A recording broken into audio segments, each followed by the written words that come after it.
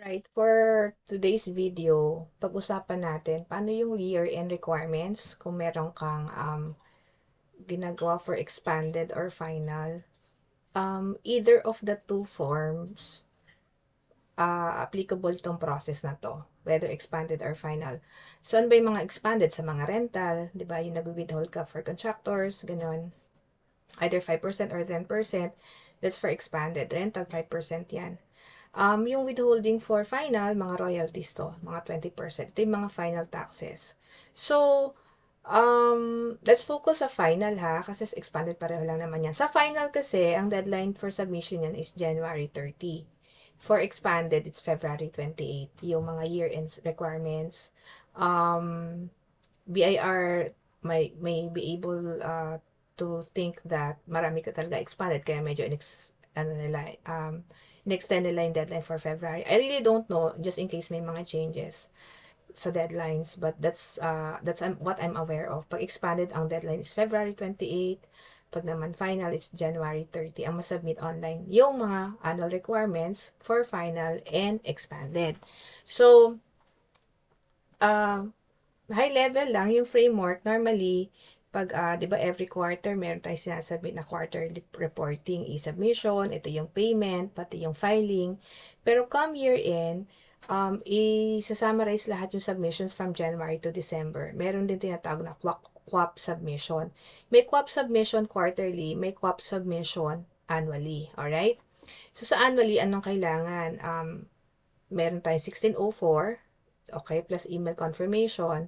Tapos, syempre, pupunta ka dun sa mga alpha list data entry. Kailangan mong i-entry doon yung transactions for the year. Tapos, dapat mo siya ma-validate, dapat no error. Tapos once no error siya, that's the time you have to email BIR for validation. And then, you have to print alpha list for your file. Kung anong gagawin natin for final, siya rin naman ng expanded. So, hindi ko na uulitin yon. Alright? So, similar process lang din. So, what I'm going to show you in my screen is dahil final to, i-share ko lang yung aking working paper for final tax. Okay? So, ito. So, yearly, I created a working paper for final tax. Nandito yung gross billing, net of billing, ATC, account tax code, withholding expanded, tsaka cash payment. And then, I have here yung final for expanded. Ayan. Tapos, may monitoring ako quarterly din. Kasi ito yung checking ko when I make payments. Alright? Tapos, quarterly, yan, dapat may monitoring ako dyan. And then, annually, I have to tie up also the figures. Kung nagbabangga yung data ko dito, doon sa libro ko. Kung hindi, then something is wrong. Sa case kasi na to, yung company kasi, first half of the year non-VAT. Then, yung second half, naging VAT na siya. So, yung basis for, syempre, yung basis mo pa rin for 20% kasi, final tax. So, would be, of course, net of billing, net of VAT. Alright? So, na-recap ko siya, kung ito yung non-VAT, kung non-VAT siya, dito ka pa rin titingin. Tapos, pag naman VAT, dito pa rin. Dito ka pa rin titingin. Tapos, dito sa net of VAT. Syempre, may difference siya kasi, yung, nung time na hindi siya VAT, in-expense yung kasama yung, input VAT nung, sa, sa, sa counterpart, sa withholdan. Pero dapat at the end of the day, this amount should tie up doon sa financials mo. Which is, ito yung financials, 35. Okay, importante, very important to, na paggagawa ka ng QAP, tie up yung figures mo. 35,452.45, tapos tie up siya. Pero ito pinaka-basis ko, 32. Yung 32 kasi, kung magti-TOR ka, 32 times 20%, 0.2, times mo yan. So, 6,526.26. Siya yung nireport nung sa annual. Ito yun i-share ko. Ayan, 6,526.45. uulitin ko, dapat tie up yung figures mo. Okay? Mahirap mag-QAP na estimate. Dapat tie up yun sa libro. Alright? So, paano to ginawa? Ganito siya. So, ito yung data ko ha. So, na-compute ko siya 32. Ulitin ko, yung 32 kasi, ayan na yung pinaka net of BAT, which is na-compute ko siya sa worksheet ko. 32 siya. Ayan. Alright? Now, pag annual kasi, what you'll do,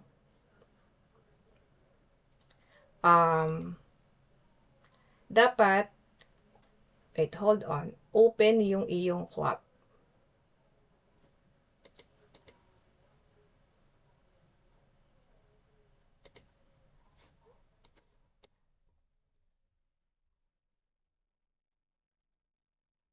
Hold on. Ito, this is for annual. So, open yung QAP mo. I assume, you would know na paano yung ma-arrive yan kasi annual na tayo. So, if you have your sinasave nyo sa C drive, so 73 yan. Tapos, pipindutin nyo itong alpha data list kung hindi siya pumasok sa desktop nyo. And then, kung QAP siya, di ba annual na? So, ito yung QAP, tapos yung annual, 1604F. Okay? Tapos, so, 2024, di ba? Okay. And then, halimbawa mag-a-add update tayo ha. Pero nagawa na kasi ito eh. Pero ito yung total, ito yung data. Ito yung annual data sa QAP. Diba? Remember, yan yung na-summarize natin. Dito. Ito yung na-summarize natin. Ito yung pangalan ng, ito yung we need hold on. Alright? Tapos 32,632.25, which is ito yung na-compute sa net of billing, 32. So, sabihin niyo, about may 35. Kasi yung difference na yun, yung time na hindi pa siya VAT. Siyempre, part ng expense pa rin yun. So, yun, 32, multiply ng 20%. Ayan siya, 20%. So, 6,525.46. So, kung i-exit mo yan, assuming na isulat mo na yan ha, so, simpleng ganyan. Pag in-exit mo yan, yes, and then, what you'll do, teka ulit dito, ang gagawin mo, magpiprint ka. Piprint mo yon. This is for your data. Excel report. Okay? Pag nagawa mo siya. Pag piprint yan, ang result niya would be like this. 1604 final. Ganyan. Ito yung report. And then, you have to save it for your file. Okay? Nasave mo na siya, diba? Close. So, yan, isa yan ha. And then,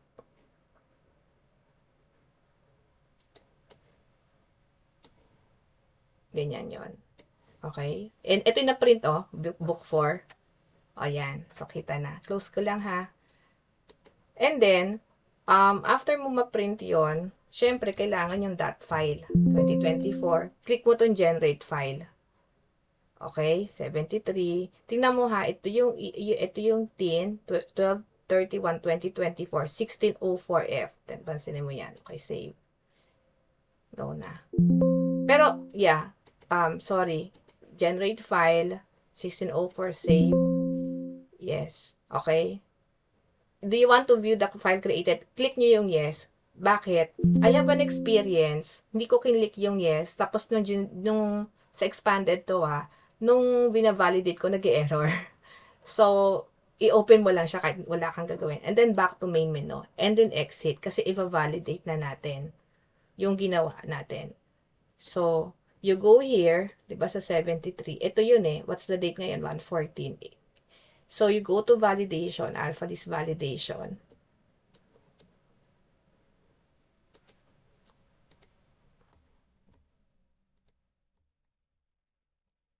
Yan. And then tax year, kasi nagde-default ng current year, yan, 24. And then you go to 1604F. Siyempre, kung 04 is annual, expanded E. Careful gan lang dyan. Okay? And then, browse. Ito yon. Okay? Careful.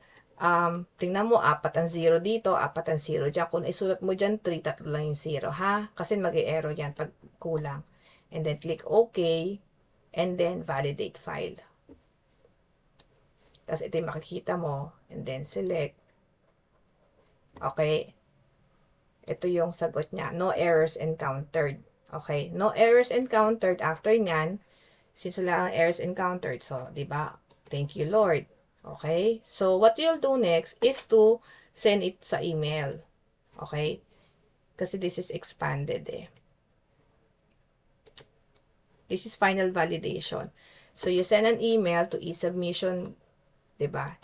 e-submission@bir.gov.ph and then put the TIN, the name, address, contact number. Tapos, yung that file na na-save mo, yun ang i-screen, yun ang what do you call that? I-send mo. Wala ka na iba idadagdag. And then, i-submit mo. Pag na-submit mo, marireceive mo to. Alright? Pag na-receive mo yan, hindi pa tapos. Kasi, you have to wait for the confirmation ni BIR. So, I think this is final tax. This one. Diba, nag-submit tayo. Tapos, ito yung na-receive mo. Temporary in-acknowledge niya. Tapos, ito yung validation report. Okay? So, yun yung validation report na yan yung validation report na isi-save mo sa file mo. May isa ka pang gagawin. Ano yung isa mo pang gagawin? Isa-summarize mo. Hold on ah.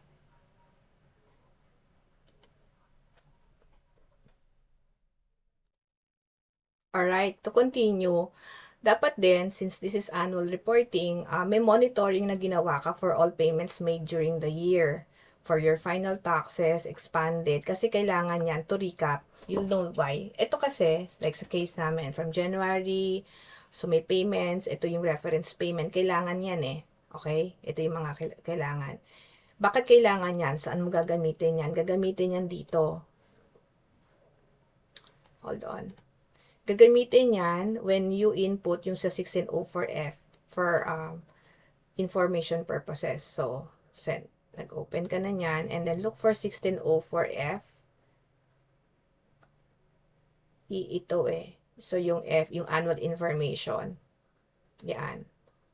So, ito nakita nyo meron kami. So, edit.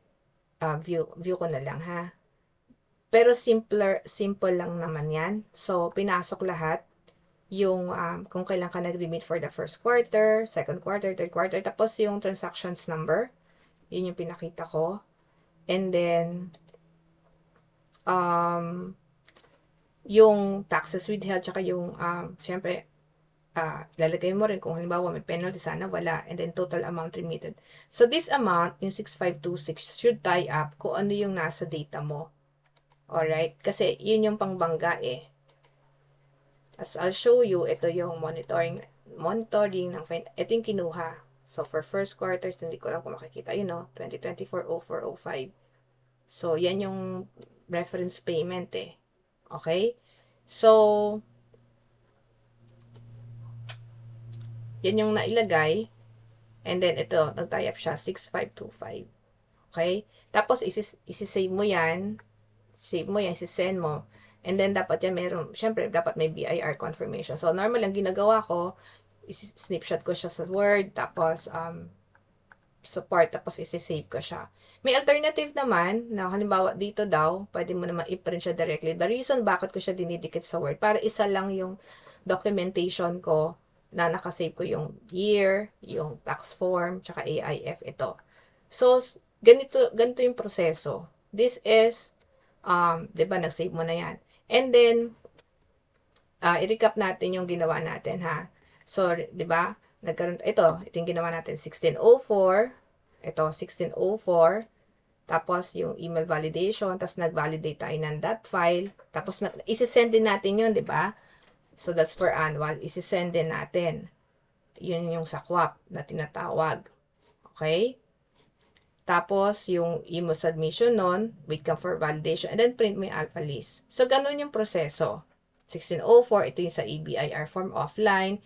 Ito naman is pupunta ka dun sa data entry, validate mo. Pag walang error, isubmit mo for e-submission. Pag na-isub mo, wait for validation, i-save mo yon, and then print alpha list for file. Ganun ang proseso sa final tax and even sa expanded.